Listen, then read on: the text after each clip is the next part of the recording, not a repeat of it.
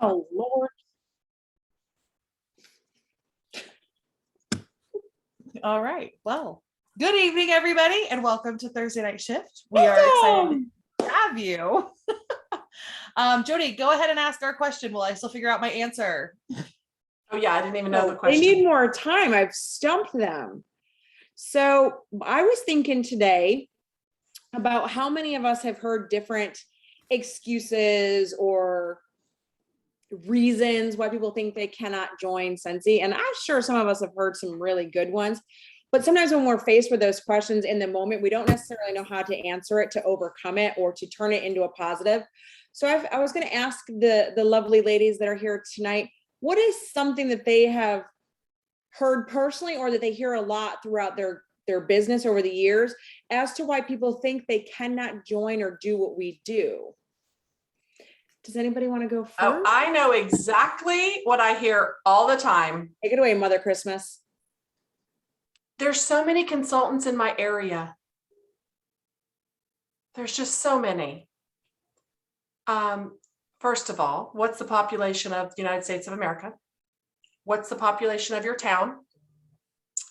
And then, oh, it's okay. And then here's what I love to tell them. Where I lived in San Diego, you know how military housing is a fourplex, not a duplex, but it's 4 attached houses in under one long roof. All 4 of us were Sensi consultants, and I had 2 in a block radius. So within literally 1 block, there was 6 of us.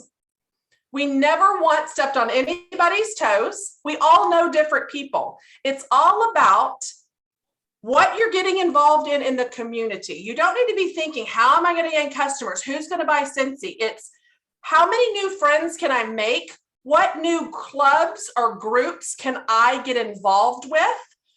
It's that avenue, not the other. And so if you're doing parties, so one of my most favorite things is I was partying. All these other people were collecting orders or just trying to have inventory on hand in San Diego to be that person if they were tagged on a Facebook group or Murphy Canyon Wives or whatever it was. And instead, I bought a margarita machine because we all know the military spouses love to drink. And I said, host a Sensi party with me. We got margaritas. Come to a party with me. So I found something that would get people to come together. We had a blast, and it doesn't necessarily mean that just because someone's a consultant does not mean they're working their business. Just because you see a sticker on the back of their car does not mean they're working their business. Run your team report right now and see how many are at 0. That should make you feel very comfortable in knowing that not everybody's working or loves it or is passionate as you are. You got to get out there, meet new people, make relationships, compare the number of consultants you think it's saturated with to your population in your town. There's no way you can service that many people. So that would be my answer to that. Call on your next victim, please. I'll go. I'll be the victim. Or Melissa, you want to Kelly. go? Be the victim. No, go. Nope, Kelly, go. Okay. So that was going to be my answer because there's a quote by Henry Hines. He says, if you do an uncommonly thing uncommonly well, you will be successful. Something like that. Basically, think about how many brands of ketchup there are, how many brands of makeup there are. There's high end, there's low end, all of the in-betweens, right? So saturation is really just a myth or an excuse that you tell yourself to make you feel better. But okay, I'll choose a different one. The next one would be I can't afford to, like I don't have the money to do this. And first of all, that's kind of the point, right? Like if you really think about it, it's kind of the point you're starting a Sensi business is because maybe you want to make a little bit of extra money or get your Sensi free or half price. And so when somebody says, I don't have the money to do this, well, 100% perfect. And I think it's even gotten better because now we can earn a kit for free 99 and they can start their business. So I think that's the first thing to think about. But to tie in with that today, I was given an excuse of doing something and it was, I don't have a printer, which I understand is a very valid excuse. A lot of things that we ask you guys to do, you might have to print or you might have to do something in one way or another, right? And so it's making the choice to set aside the money to have that extra party, or when you do get that commission, realizing that if you want to have success in your business, now that you do have a business, that you may have to take that commission money and set $5, $10, $15 aside to be able to get that. Crystal says, I still don't have a printer 3 years in. Okay. For some of you, maybe you go to Staples, maybe you go to Office Max, maybe you learn how to do Google Forms, Jot Forms really, really well so that you can do a lot of the things that we print digitally. But it's still, at the end of the day, it's money isn't necessarily a valid excuse that I would allow to go through with, or I would squash. I don't have a printer. Lots of people say that. I don't have a printer. Okay, next, Melissa, because you had unmuted before. I was going to say the number one thing I hear is I'm too busy. I'm too busy. And the funniest part is the busier you are, the better the busier the consultant, the better the consultant. It is just tried and true. The less you have going on, does that sound right? The less you have going on, the lazier you are. I mean, the less busy that you are? Less busy that you are, the lazier you are. Because you're like, I have all the time in the world to do this one thing that I need to do, as opposed to running your life like Jen Audette, where she literally has one foot on a campground and another foot in a bingo party. I mean, and yet she's a top earner. So the busier you are, the better. But it takes flipping that and not accepting that as an answer when somebody says I'm too busy, but saying that's exactly what I thought too when I started. And I realized because I'm so busy, I'm coming across way more people to share Scentsy with. And that's what you can't just accept that as an answer. You have to, you got to give them, you got to flip that, excuse bust it. So anyway, all right. Who's going? You have to call. I'll go. Did somebody else start? Okay. So I am actually going to give you an example of one of my leaders that's really cool because she didn't know enough people. So she actually joined Scentsy. She lived by me. And about 2 months in, she had gotten somebody to join under her. And about 2 months in, she found out that her husband was being transferred to the South. She was a little bit older and she was like, I'm just going to give up. I'm not going to do this anymore because I don't know anyone down there. I need to find my new life. I was doing this for fun.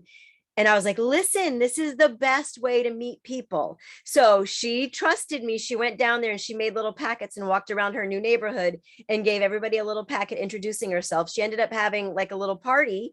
Obviously, this is before COVID, but she really put herself out there and she became a director super fast and had seriously never thought that she'd be able to do this, but it actually helped her build relationships and find friends in a new location. So I thought that was really cool that she did that. I don't think Jamie and Jill are on, so it's Jody. It was my turn, but I was calling my husband to see if he can locate my glasses because I'm really struggling to read the comments today and I can't find my blue blockers either. It's like you went blind in the last week. Do you guys see me over here? Because like your comments are way over here, so I'm like this. Yeah, it's really bad. Okay, so I want to say that I agree with everything that they've said. After all these years in Scentsy, we have heard a fair share of excuses and reasons, but I do want to say that I do believe there's a difference between an excuse and a reason. Oh, thanks. He saved me, you guys. Look at, I've got readers. Okay. Holy crap. Okay, so there is a difference between an excuse and a reason. A reason is a legitimate excuse, if you will, for not being able to do something, but you have to be careful not to let those reasons become your excuses. It's very easy to say, okay, we know COVID's a thing right now, what's going on. You're sick with COVID, you might not feel like working. And it's really easy to let that transpire as you start to feel better into almost this laziness of not like a body in motion stays in motion. So once you kind of get out of the swing of things, you kind of don't pick it back up real easy. But what Melissa said was, about being busy. And I have to agree with that because I have heard countless times people with 4 kids for whatever reason think they can't sell Scentsy. And I'm like, well, turns out I had 4 kids when I joined too, and I did fairly well. And I have to give a lot of credit to being busy with those kids involved in sports. They're all in different classes. So that means there's 4 different classes. Let's say there's 20 or 30 kids per class. That's 20 or 30 more parents you get to meet. So it's about perspective and how you choose to see the situation that you're in or the potential recruit that you're talking to, and being able to turn what they're saying from a negative standpoint into how it really is a positive. And I'm sorry that my dog is barking in the background, but the busier you are, and if you have children like that, I mean, I would go to volleyball tournaments when my daughter played travel, and you better believe I was handing out samples. I was putting samples together. I would even bring back my bars when I'd buy the sales kit, and I'd take those. And sometimes they would sell right there on the bleachers because moms like to shop and they can't, and when they're stuck at a tournament all weekend. So bring it to them. There are ways to work your business. And I find that when you marry your business and you marry your life into one and you don't try to separate them, that's when you find more success on both sides, because you're not taking from the family to give to Scentsy or taking from Scentsy to give to the family. It becomes one unit, and everything just becomes a little bit more cohesive that way.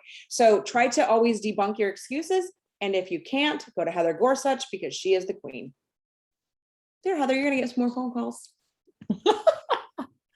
I will also say, if you really want to, if you feel like you need, or a team member of yours needs a class in excuse busting, they can actually go to YouTube and they can search Becca Levi Excuse Buster. And my mom did, Jackie's clapping her hands. My mom did several years back. I want to say it was maybe even 2015. She did an Excuse Buster 30-day challenge, and she vlogged pretty much every single day. It's in a playlist. And there is also an Excuse Buster SFR, or Scentsy Family Reunion presentation, that you can access there as well. So those are some great resources. She went around the state of Utah, which is where Scentsy started. And we have a lot of superstar directors in Utah. And she went through and she told you her experience of offering and sharing Scentsy with people every single day, how she did it, and what the response was. So you can definitely check that out on YouTube. Okay, so that was our Excuse Buster segment for today. Great question, Jody. I love that. I hope you guys already got a couple things. How do I spell that? Becca, Becca, Levi, LEV as in Victor, IE as in Edward, .com, just Becca Levi. Used to say at our email address, which has the .com on the end. So there you go. But yeah, just Becca Levi, and like Levi with the jeans with an E. Okay, so tonight we're actually going to talk about, thank you, Heather. I should have just done that. Tonight we're actually going to talk about fundraisers. Tis the season for fundraisers. We were talking about this the other day, and then we got a question about it, and it kind of just solidified that this was a topic that would be a great time to cover.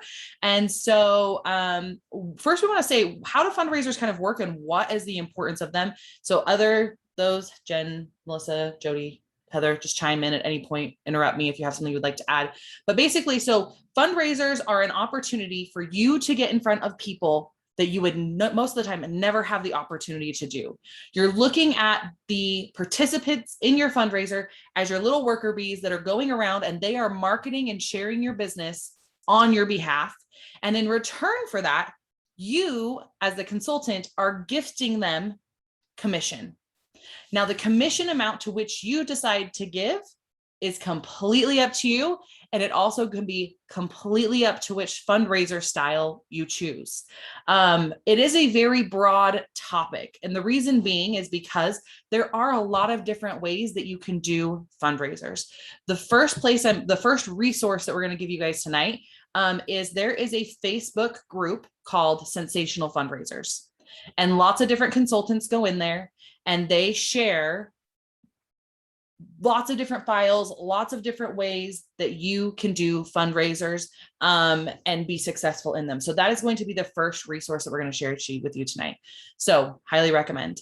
So you decide you're going to do a fundraiser. The next thing would be to Heather, sorry, my brain. I'm trying to calm down. I feel like we were in rush mode, and now I'm trying to calm down. It was crunch time to get your fabulous document done. So we were your document done. It was teamwork. It was teamwork. So, okay. So you're going to decide, how do you find a fundraiser? Where do you even go? Heather typed a list of places to where you can go to find a fundraiser. So you can do literally anything. I think the most common ones are like sporting teams, choirs, classrooms, different organizations, there's FBLA, FCCLA, there's all these different organizations that need to earn money within schools. And that's why the fall season is a really big time for that, is because they need to earn money for the rest of the year. But some other things is you can do individual fundraisers. So I know for a long time, my nephew sang in choir. And they didn't do a whole choir fundraiser, but he needed to earn money for his choir fees to do competition choir. So I just did an individual fundraiser for him. All I did was open a party link. It was Tegan's choir fundraiser, and all of the sales that went through that party link, I gave him commission from. So that is one of the simplest ways that you can do, and you can do it for an individual. What you choose to set your parameters or your guidelines or anything is completely up to you. It could be as little as something as somebody got in a car accident and the community is raising fundraiser or funds, and that's what you decide to do. So you can do those little like that. Another one is you can do a full catalog fundraiser. Those are a little bit more difficult, right? Because that is all the products. So you have to decide, am I willing to have 500 warmers shipped to my house, right? And show up, and then I'm going to sort and go through all of those? Or is it something that I only offer online shipping? They order through that link and I donate amount of my commissions back to that organization. I have done them when I've done an entire dance team and they still needed to earn money individually. And I opened up a party link for each individual dancer. And then whatever orders came through, that's kind of how I kept track of them. Whatever orders came through on their link, that's what they individually got credit for. You can do the ones where we have some files for you tonight that we're really going to dive into, that Heather works. She's like the queen in this, is Cent Circle Fundraisers. So only offering cent circles. I've seen buddy clips where they only offer buddy clips. We've seen, have you guys seen fragrance flower fundraisers yet? Okay. So I've seen some head nods. So fragrance flower fundraisers. So literally when we say the options of how you want to do a fundraiser are unlimited, we literally mean it. It is unlimited. You just have to decide, okay, what commission am I giving back? So how would I decide what commission I am giving back? The first way would be, what are you earning as a consultant currently, right? So you kind of have to break down where you're at. If you don't know what you're earning as a consultant, you can actually go to your workstation, click reporting, click view performance. And then on the left-hand side, you can scroll all the way to the very bottom and there's a commission tab. And it will break down for you how you earned your commissions for that previous month. So you can kind of see where you're at. Most consultants earn about 25%. Okay. So if I was a consultant that earned 25% and I was giving out packets and I was going that whole route and I was doing full catalogs, I was doing packets, that's the route that I went, I would give 20%. Because I want to use that 5% to cover my expenses, right? You want to cover anything that you're giving out. If it's your fundraiser, showcase brochure, things that you get from the consultant store, if you're using showcase brochures, if you're in product sheets, whatever resources that you're using, you want to make sure that you recoup the cost for that, but then you still give money back. If the fundraiser is over 2,000 PRV, then guess what? I'm going to offer 25% because I'm getting that extra 5% bonus that's going to add to that. That is another option. I'm trying to think if I want to say this or not. So I'm just going to say it and then it is what it is. So another thing is if you really want to dive into the math and if you really want to dive into the numbers, when you get to leadership levels in your business, you actually earn an extra % on your wholesale amount. So I know for a lot of us as superstar directors, what we'll typically do is we'll just give our full base commission of 20, 25, or 30%, whichever we're earning, because our supplies are typically covered in that wholesale amount that you earn back. So do be aware, look at what title and what level you are at. But at the end of the day, you don't want to be out of pocket money. You want to break even and give back to the organization or the team or the group that you are working with. So that at the end of the day is the main goal. The next thing is anytime you do a fundraiser, you want to have a way to collect their information. Because at the end of the day, that is your goal. That is your marketing for you to be able to reach out and say, thank you. Or I know Heather's going to explain differently because I know she has a really great system for her Cent Circle fundraisers because she's a master at it, but making sure that you have a way to get your information in their hands so they can keep, because that's the goal of this. You want to either be able to have theirs to contact them. That's always the best way, is follow up. Fortune is in the follow up, but have them have yours so they can get back in contact with you. Because really at the end of the day, if they don't get back in contact with you or you don't reach out to them, it was a one-time sale. And that marketing aspect didn't fully work for you. And that's where it comes into play. Is a lot of times I'll hear consultants say, well, if I give all my commission back, if Sensi's not doing it and I'm giving mine, how does this benefit me? And the benefit is the marketing of your name and your branding. So anything that however you decide to do a fundraiser, whatever way you decide to do it, make sure your information is included, and that if you can, depending how you decide to do it, you always get their information back so that you can contact them. So where do we want to move next with this? Do we want to just dive into some of these? Jody, go ahead. Can I just add on to what you were saying? Oh, yeah. So when I was a brand new consultant, I joined in August of 2008, the end of September. So just maybe a few weeks afterwards, I shakenly went to my PTO and said, can I please do a fundraiser for this brand new product, even though I don't know what I'm doing? And they said yes. And it was the best thing ever. And people even then were asking, like, why would you want to do this if you're just starting your business, if you're turning around and donating your funds? I think it was a pivotal decision in the early stages of my business because it got my name out there. It introduced a product that was brand new to our area. The people that were ordering for Christmas were instantly hooked in using those said Christmas presents. And so they had to reorder immediately. So I instantly saw numerous benefits from doing this fundraiser. And some of those people to this day are still my customers. And it introduced me, because they were doing a lot of these as gifts, it introduced me to not only people that purchased from me, but the people they gifted it to. So there are events and fundraisers, sometimes people don't necessarily see the value, and there's always value in everything you do that gives you exposure, whether it's your name or just the brand. You want exposure, so you're going to find ways to do that. And fundraising is one of the easiest ways, in my opinion, to do that. So thanks, Kelly, Tara. Of course, in that moment, that pause there gave me another point that I almost forgot. So the other thing is whatever you donate back. So if I end up writing a check to the school for $200, that $200 is a tax write-off when I do my taxes the next year. So that is included as a business expense. So that's another thing to keep in mind.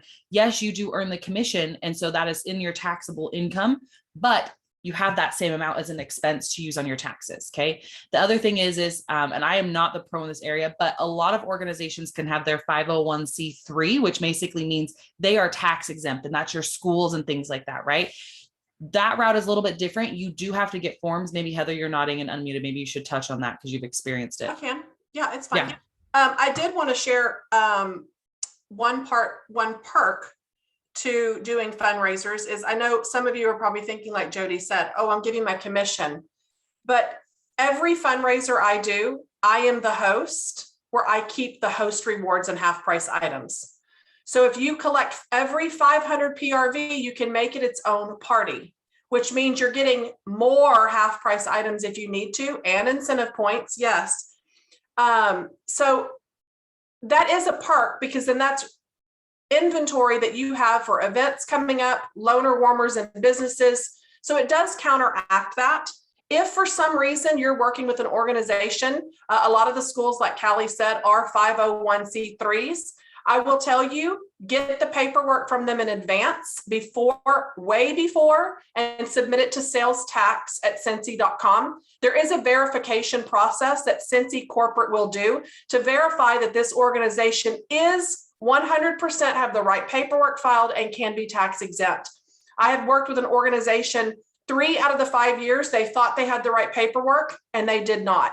And she was convinced she did. And we had to show them and walk them through the process to file properly.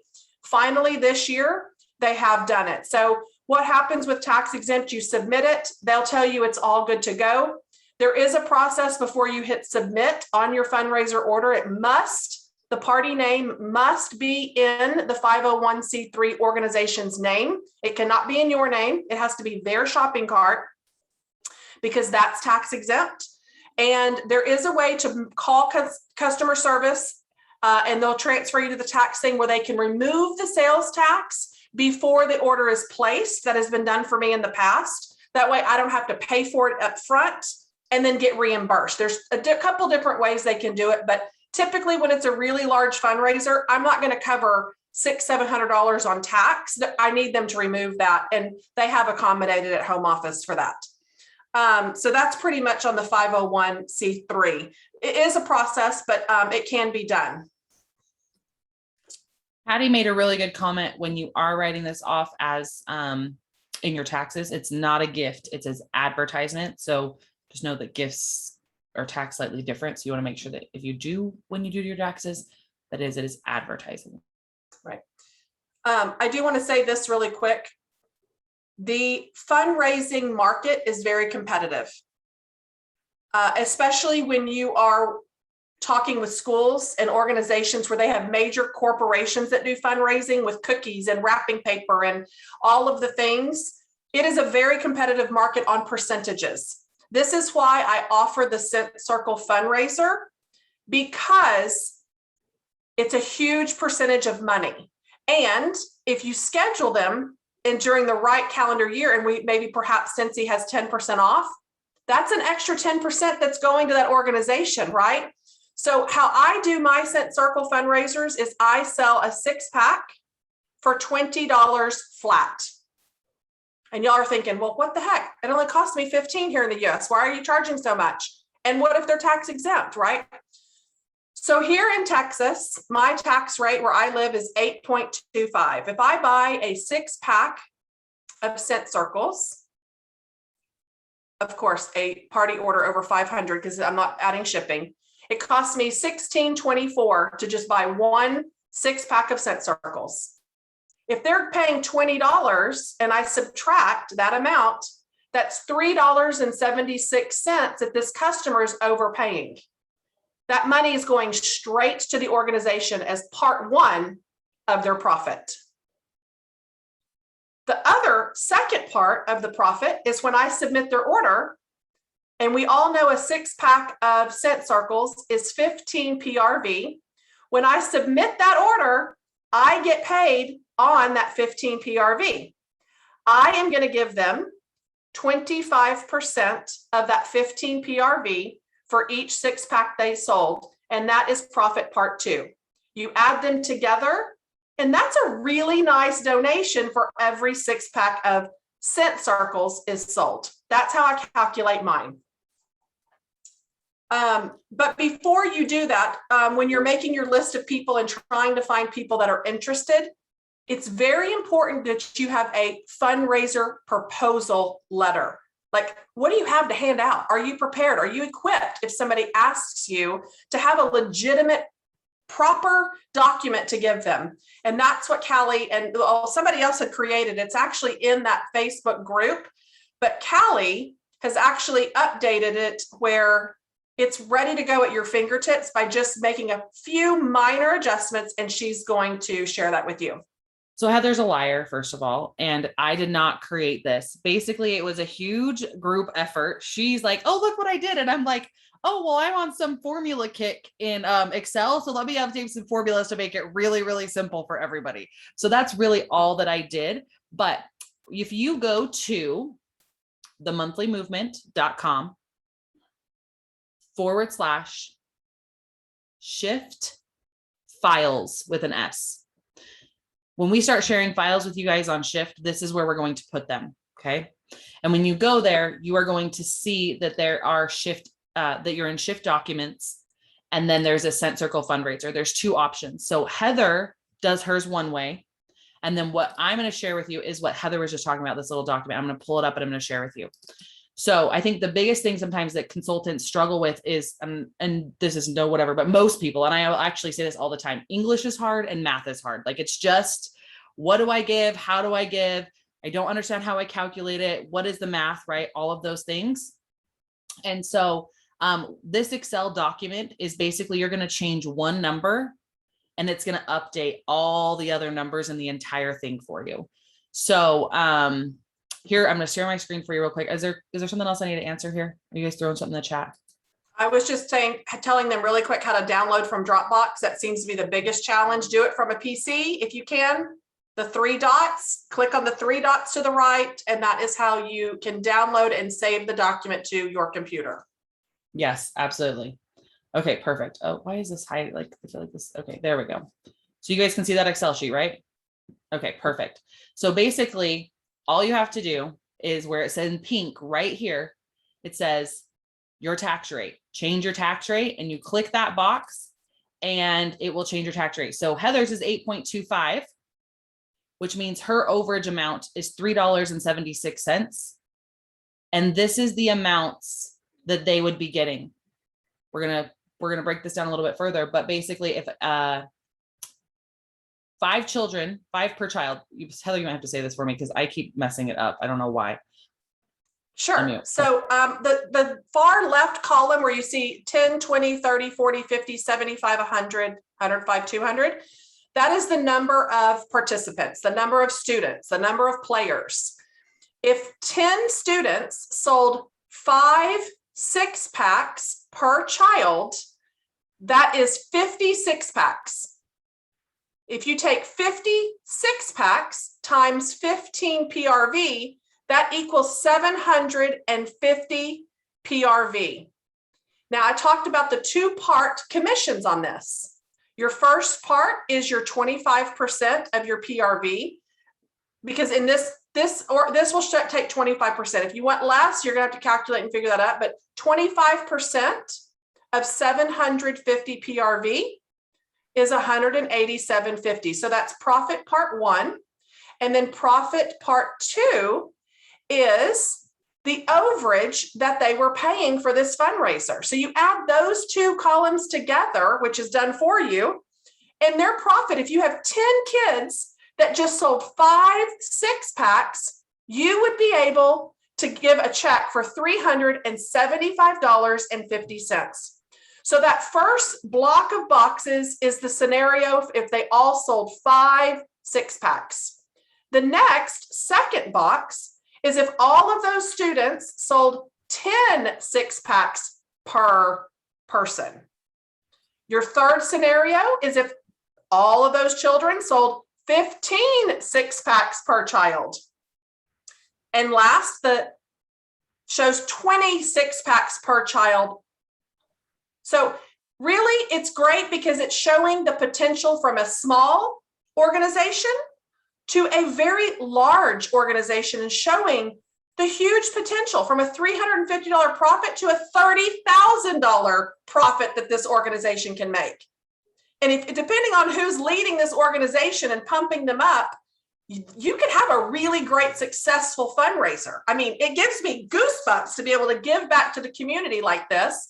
And so when you're presenting to someone, you're going to use this information to create your fundraiser proposal. And when you hand this packet to them, they're going to be like, man, this is legit. So we're making you look so professional, even if you've never done one before. You can't mess this up, I promise.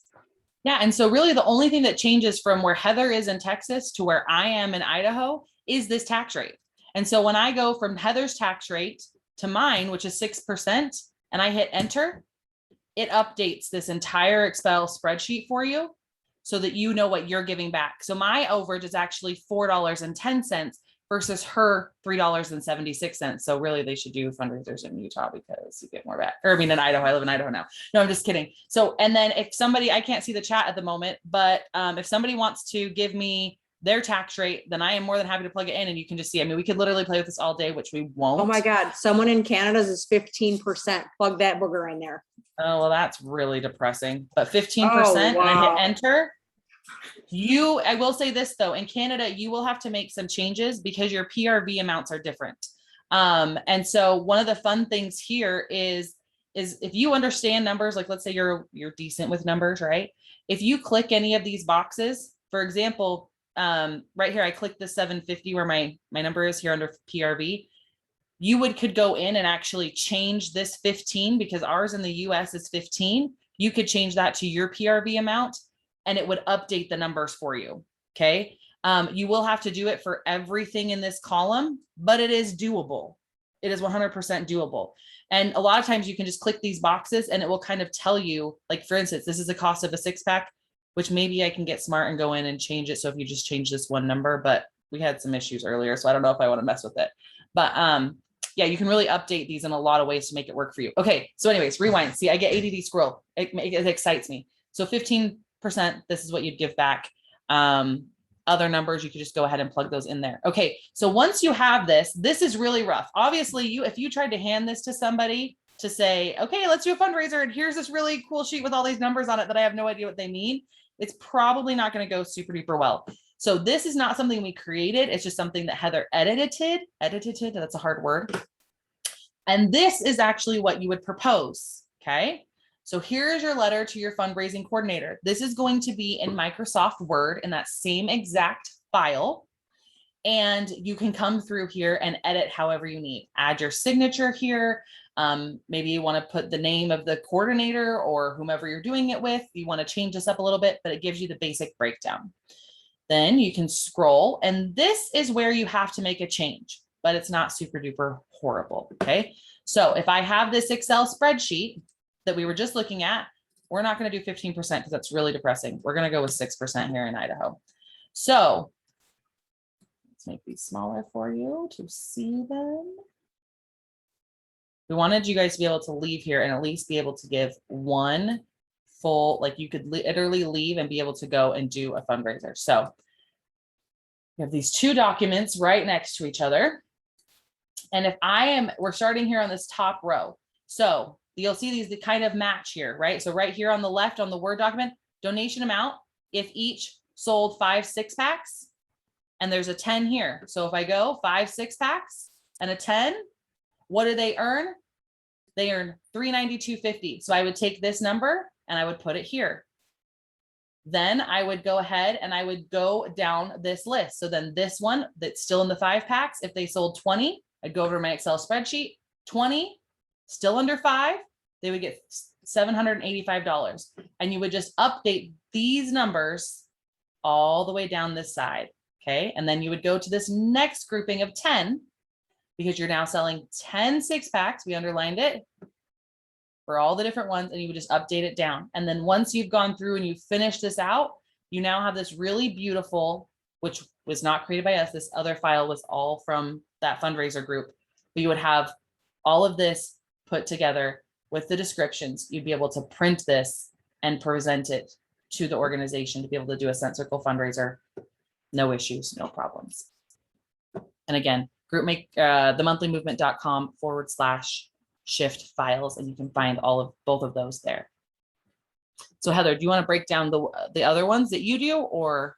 Yeah, so really quick, I will break down, and again, this is somebody else that created this. So your fundraiser would be, it shows the potential, it has the order form, you can print it the other direction, and then she did a description on the back. It's ready to use. So those of you that are saying this is so Chinese or so confusing, it's ready to go. You've got to calculate. And if Excel is not how you want to plug the numbers in, you can figure out how much your commission is off 15 PRV. And whenever you're buying a 6-pack, if someone's going to pay you $20, subtract what the overage that they're paying you and add those two together.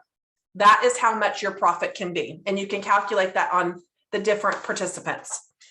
So here's where mine's a little different, and I updated it this year. I've been doing Cent Circle fundraisers for a while for a lot of organizations with over 200 participants. I don't get a lot of return of repeat orders. I have gained a few customers here and there, but for the most part, it has not been as repetitive as I would like. And the way our world is this today, I think we just need some joy and happiness. So I added a fun little aspect to mine this year. And I'm very excited about it because who doesn't need joy?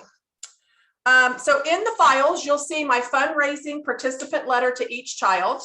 And all I do is I buy the fundraising envelopes and I staple their letter here. So this is my updated letter. You'll be able to see it there. And then this is what each child gets with an order form. My previous order form was done like this with 3 little rub and smell stickers at the bottom. The kids, the students loved them. So I changed it up a little bit and said, man, if I give them more options of fragrance, will they buy more? I don't know. We're going to try it in October and I'll let you know the results. But this is what I did. I added a great little nose at the bottom, letting them know that rub and smell, some fragrance options on the back. And what I'm doing is I'm purchasing, my scent descriptions are on the back. I'm purchasing rub and smells and I'm going to cut them in half and put just a few on the back. I might do 8 to 10 different fragrances on the back. And then on my form, I have a surprise me, pick my 6. There's a lot of times when you're selling people that are in a hurry. I don't care what it is. I just want to support you. Here's 20 bucks. I don't give a dang. Just check that box and move on. Give me your 20 bucks. Let's walk out the door. Everybody that selects that, I pick 6 cents and they all get the same one. So it's not confusing at all. And then I added an option this year, our My Hero Cent Circles. It says My Hero Donate. When you purchase the My Hero bundle, it will be donated on your behalf to local heroes. So whether that is nurses, doctors, firemen, police, whatever you may want to do, I'm going to create little stickers and they can add to their order by donating a 6-pack of My Heroes. And then I also added a great QR code that says scan here to request a sample pack. So if they are going door to door, yes, they will go door to door. The students actually physically get this packet. A lot of the parents take it to work. Sometimes they ask for multiple packets. So whoever scans this, it goes to my Jot form that is requesting a sample pack. That way I can get some more leads to take. This file is in there and editable. You can do whatever you want with this. Okay. Who's next? Melissa, Jody, Jen, anybody have anything to I throw did have in? one little tip that always works for me is when I am talking to somebody about doing a fundraiser, I make sure that they know that I give 100% of my commission to them. So 25% is 100% of your commission. That anything above that is actually a bonus. So you're not lying when you're giving 100%. And another thing I always point out, so for example, is if they're going to do a Yankee Candle fundraiser, they are getting an $18 Yankee Candle. They're just raising the price of it. Yankee Candle raises the price. So they're going to pay, say, $22 for that Yankee Candle instead of 18, and Yankee is going to give them that difference in price. We don't raise our prices, so people get the exact same thing that they would buy from any consultant. We're just donating 100% of our commission, or however you want to word that. Yeah. So that's one thing that really helps me, and it kind of keeps it real simple just by saying that I give 100% of my commission. So I guess I won't complicate other things, but yeah. No, yeah, mine is overpriced. It is raising the price because that's how I can almost double the commission. So if you go to that fundraiser group and you pull this beautiful document that this lady created, she's done it on $15. So that is done for you. I changed it to $20 because it almost doubles the profit. So when, for example, hers was $187, when I sell it for $20, $375 is the profit. Where I live, it's very competitive on fundraisers. So absolutely. Sorry. I wasn't like saying what you weren't doing was right. That came out totally wrong. Yeah. No, And then I donate everything. When I do Cent Circle fundraisers, I do the same thing. I actually charge $325, or sometimes that's just comes out easier for me. Yeah. Or I've done the $20 one as well. Yeah. And then, but for a full catalog, I just say I give 100% of my commission. So yeah, I was able to donate, I think it was $3,000 to a Navy JROTC unit. We gave at least 3,000 or 4,000 to Dawson Choir. So I'm getting ready for 2 more fundraisers again. So we need more good in this world. And I love the fact that we have a household name product that is on trend to sell $1 billion this year. And the way that we can give back the way our company does, it is absolutely what this world needs, is just a little bit of good and a little bit of love. I have to say 1000% that. And I saw a couple comments that said, oh my gosh, this is a little complicated for me. This is a little much. And I think that a lot of times that's where you just have to decide, okay, slow down. Like you can do this and it actually ends up being simpler in a lot of aspects, just doing Cent Circles, which it might look difficult on the back end, but it's not. Or you can still do a full fundraiser. You can just open a link for that school, a party link, a shopping link, and they can go ahead and use that one as well. So you can make it as simple as you want based on how your brain works to give back and do good in your community. Don't count them out just because you're like, oh, that sounds overcomplicated, because it really, really is not. And if you go to YouTube and you search Scentsy fundraisers, there's a lot of YouTube videos that explain them there for different styles. That fundraising group has a lot of really great files that you can also use. So there's a lot of awesomeness there. But then on top of it, yes, you're giving back. Yes, you're doing good. And then Heather, I think last year, didn't you have like 15,000 PRV in 1 month because of your fundraiser? Right. So you have she had 15,000 PRV in 1 month from doing that, which counts towards trip points. PRE, all the different things, the contacts you have to follow up with marketing, it really, really is just a huge, big benefit for your group. There is a really important question that says, how do you handle when scent circles scents sell out? You can just put a disclaimer on the bottom for if for some reason any of these are sold out, I will substitute for a similar fragrance, or do it after the fact. I've never had anybody complain when I've replaced it. So let's say lemon verbena back in the day was sold out and I replaced with coconut lemongrass. I would just find a comparable scent and just write a little Post-it note on there and said, or a label. Usually I handwrite it just because it's more personable. And I would just say, oh, I'm so sorry it was sold out. If for any reason you don't like it, let me know and I'll swap it out for you. Nobody's ever done that.